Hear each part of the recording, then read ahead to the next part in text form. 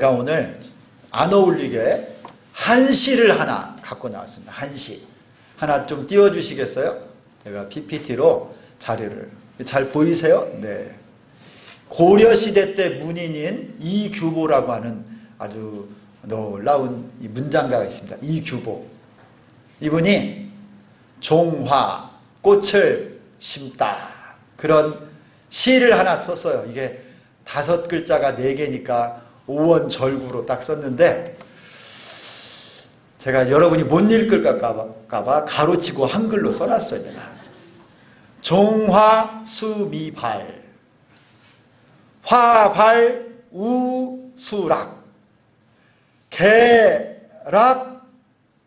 개락총수인 미식종화락.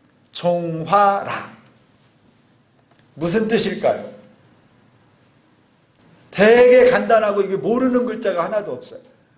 모르는 글자가 여기 우수, 근심할 때 숫자 하나 정도가 어렵고요. 다 아는 말이에요. 뭐 모르는 말, 총, 맨날, 항상, 그런 다 아는 말인데 이게 무슨 뜻일까요? 종화, 꽃을 심었는데 근심해요.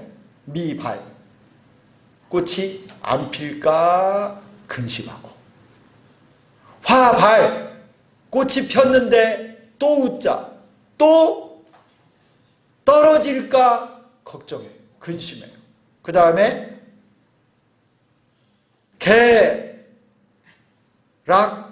개락총수인, 피었다 떨어지는데 모두 다 사람을 근심하게 만든대요.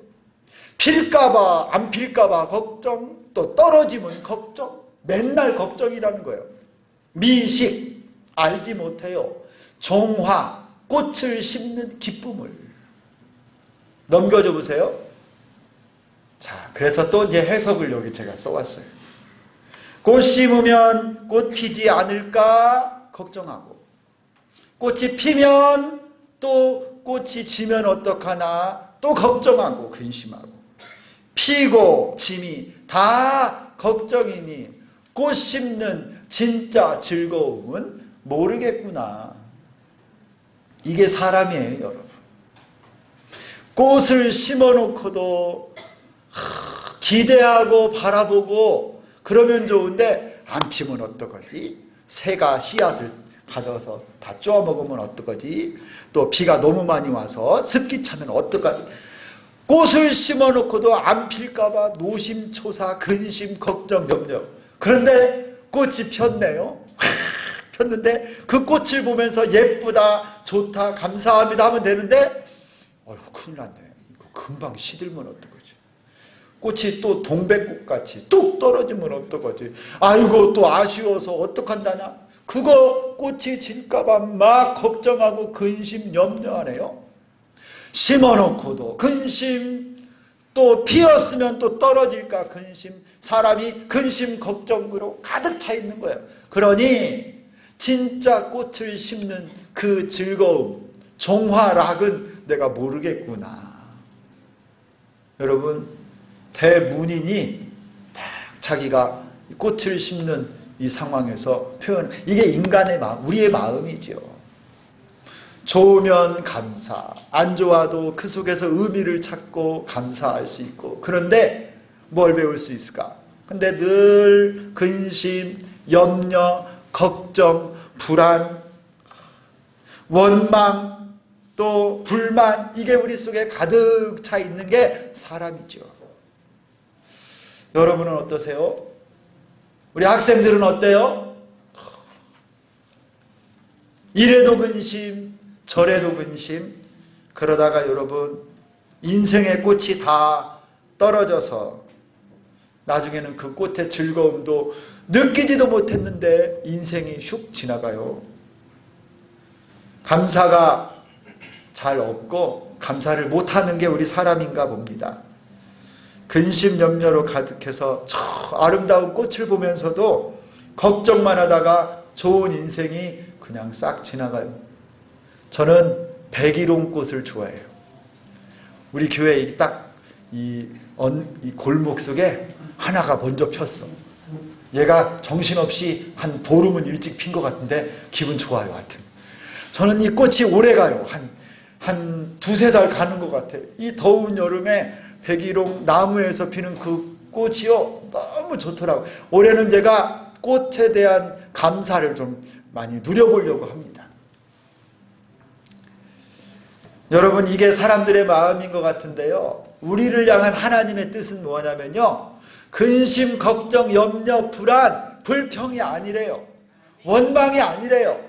그거 가지고 머리 아프고 근심, 우수에 찬 인생을 사는 게 하나님의 뜻이 아니고, 하나님의 뜻은 항상 기뻐하라, 쉬지 말고 기도하라, 범사에 감사하라. 이것이 예수 그리스도 안에서 너희를 향하신 하나님의 뜻이니라.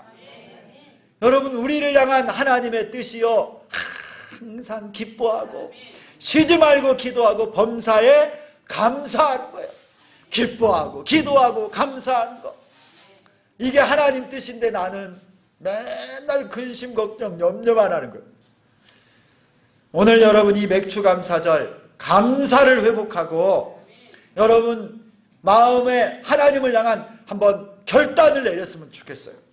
어떤 상황 속에서도 감사하는 고백과 삶을 살겠다. 그리고 오늘이 이 감사의 첫 출발을 하는 날이 되겠다. 마음속에 결단하세요. 결단. 아무리 믿음이 좋아도 시련은 찾아오기 마련이지요. 고난과 시련은 어떤 분이 이렇게 말했어요. 포장된, 변장된 하나님의 축복이다.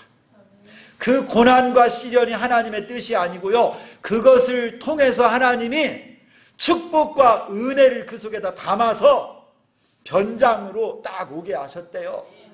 그 고난과 시련 속에 하나님의 축복과 은혜가 담겨 있습니다. 오늘 본문은 아주 유명한 사도 바울이 로마를 향해서 지중해를 항해하여 올라가는 사도 바울의 이 항해 여정이 나와요.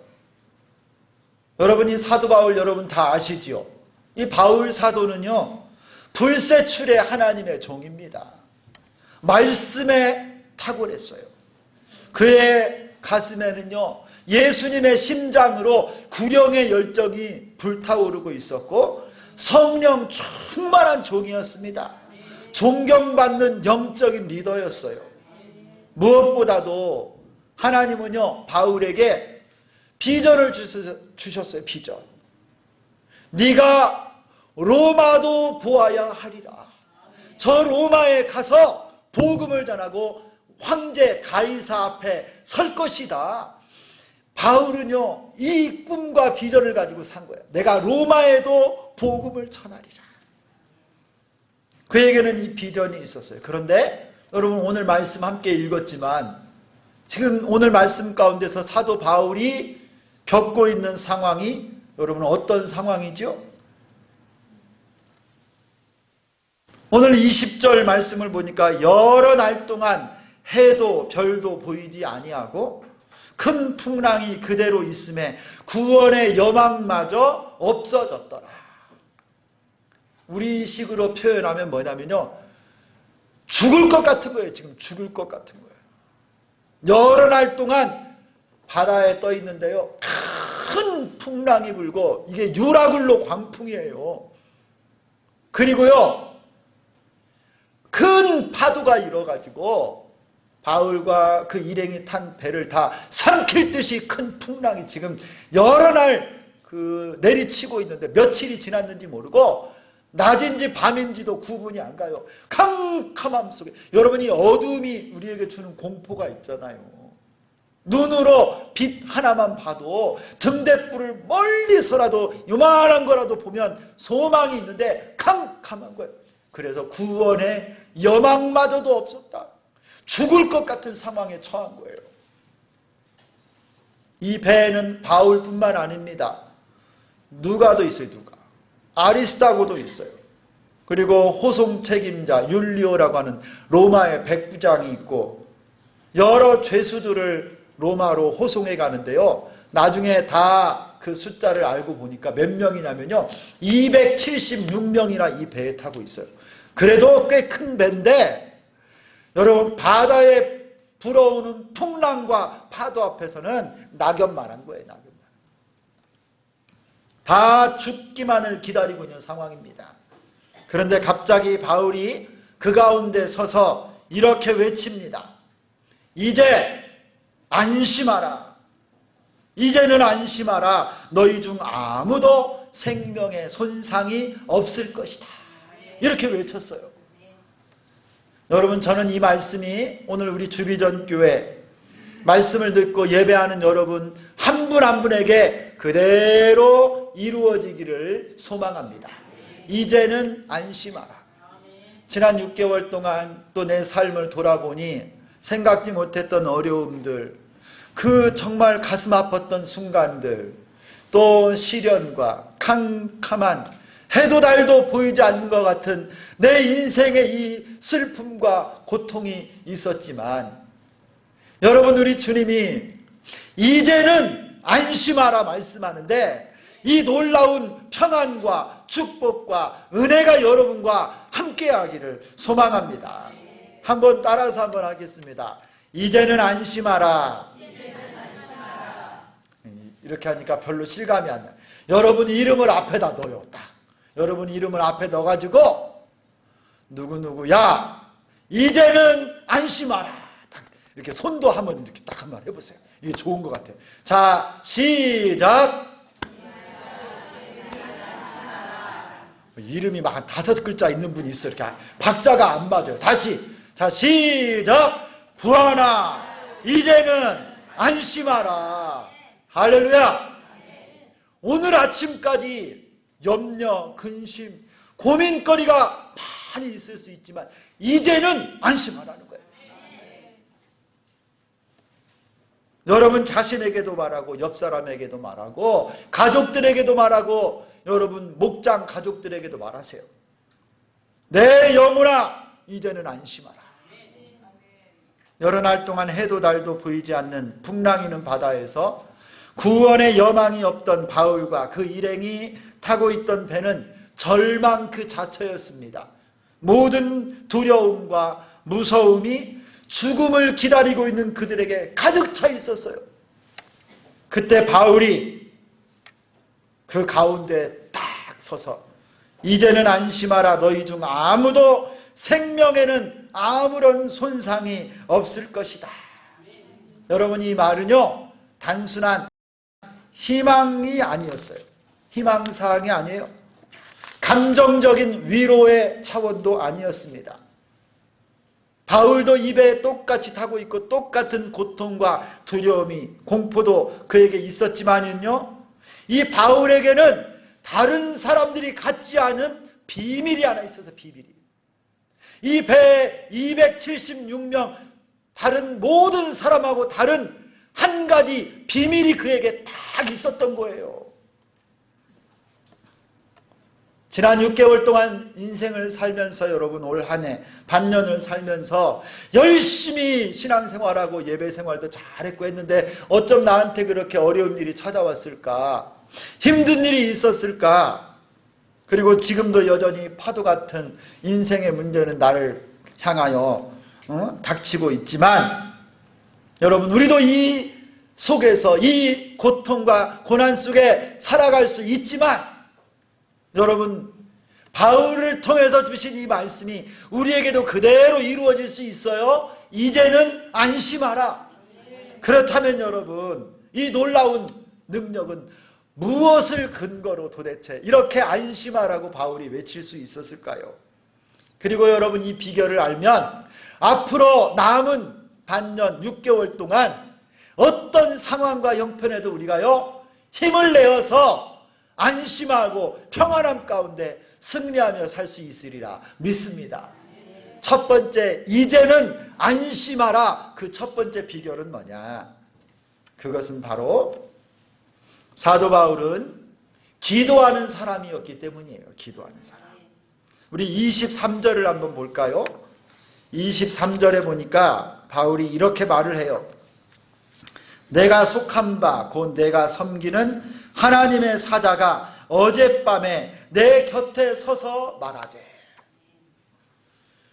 어젯밤 여러분 동일하게 광풍이 불어오고 큰 파도가 쳐서 밤인지 낮인지 해도 달도 비치지 않는 그 칠흑 같은 어두운 밤에 모든 사람들 두려워하고 무서워하고 구원의 여망이 없이 떨고 있을 때 바울은요 그 시간에 뭐 했느냐?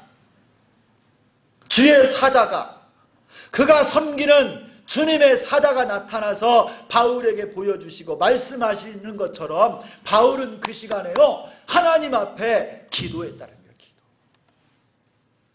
풍랑 속에서도 흑암 속에서도 똑같은 시련의 상황 가운데도 바울은 하나님께 그 밤 깊은 곳에서 기도했습니다. 기도. 그때 하나님의 사자가 바울 곁에 서서 위로해 주시고 격려해 주신 줄 믿습니다. 바울은 모두 절망하고 있는 그 밤에 기도하는 사람이었어요. 원망하거나 시기, 불평 그거 하지 않고 기도했다는 거예요. 기도. 염려하고 두려워하고 그것 때문에 떠는 것이 아니라 대신 하나님 앞에 나가서 그 밤에 기도. 여러분 신자의 기도는 하나님의 구원과 능력을 공급받는 생명줄이에요. 생명줄. 바울은 기도의 사람이었습니다. 여러분 풍랑이는 내 인생 같은 내 항해에 하나님이 도와주시는 평안과 안심과 구원을 경험하기를 원하신다면 기도하는 여러분 되기를 바랍니다. 더 많이 기도하세요. 실질적으로 하나님 앞에 나와서 울더라도 기도하시고 주님 앞에 무릎을 꿇고 시간을 잡아서 하나님 앞에 나아가 기도하면요 놀라운 평안이 하나님으로부터 임합니다. 너는 내게 부르짖으라. 내가 내게 응답하겠고 내가 알지 못하는 크고 은밀한 일로 내게 보이리라. 큰 평안과 축복이 은혜가 기도 가운데 여러분에게 임할 줄 믿습니다. 고통, 인생의 위기가 찾아오면요 아 하나님이 나 기도하라고 하시는구나. 시련아 왔냐? 내가 기도하리라. 여러분 기도로 이 풍랑도 헤치고 광풍도 뚫고 나가는 우리 모두가 되기를 소망합니다. 이게 이제는 안심하라 첫 번째 비결이에요. 두 번째로 여러분 사도 바울이 그 다른 사람들과 다르게 평안과 안심하라 선포할 수 있었던 것은 그에게는 하나님의 말씀이 있었기 때문입니다. 우리 24절을 같이 한번 읽겠습니다. 본문의 24절 다 같이 읽습니다. 시작. 바울아 가이사 앞에 서야 하겠고 또 하나님께서 너와 함께 항해하는 자를 다 내게 주셨다 하였으니.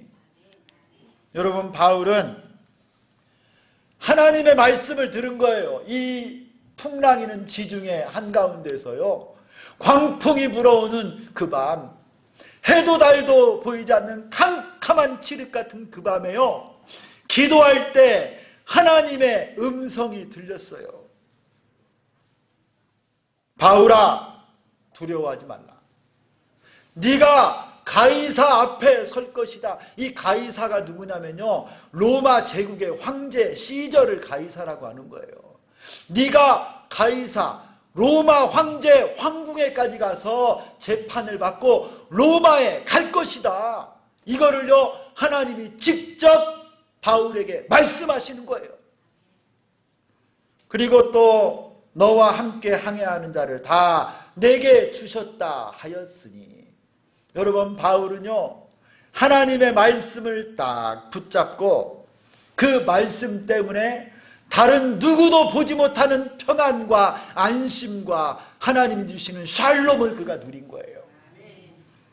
하나님의 말씀의 반석이 바울을 흔들리지 않게 붙잡아 주었습니다.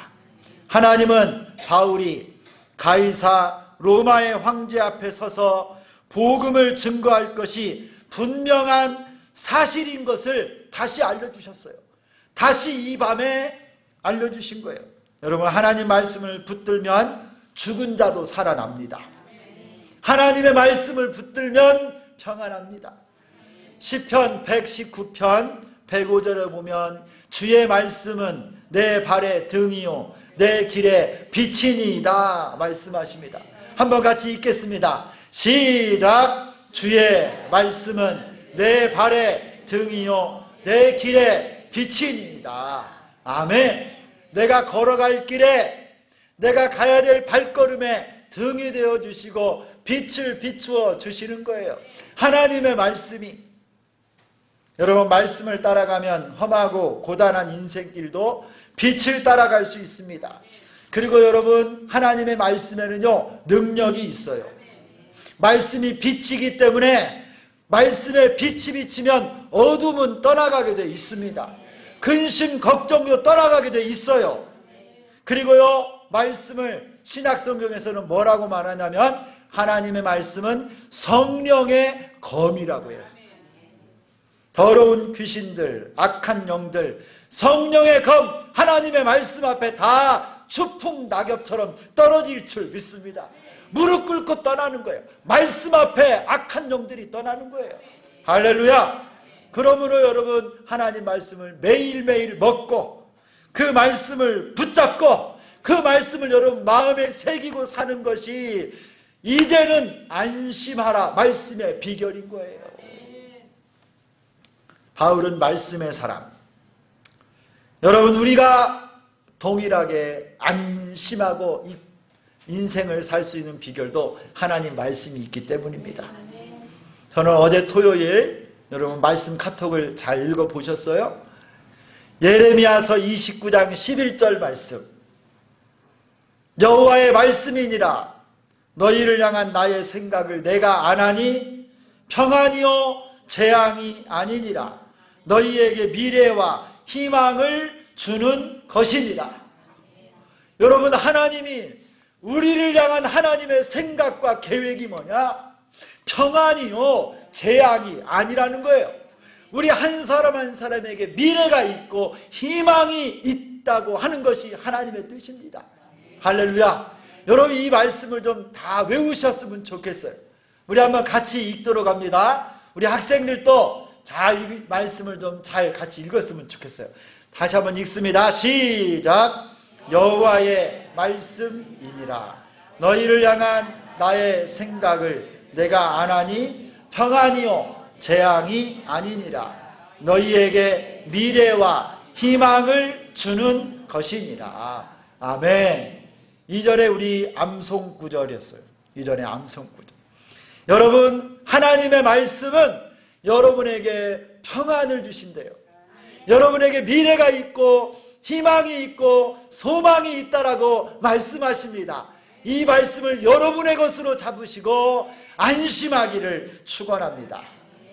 하나님이 여러분을 치료하시고 교회를 부흥케 해주시고 회복시켜 주실 줄 믿습니다. 여러분, 말씀을 잡으면요, 말씀을 딱 붙잡으면 상황은 똑같은데 그 말씀 때문에 완전히 역전이 일어나요.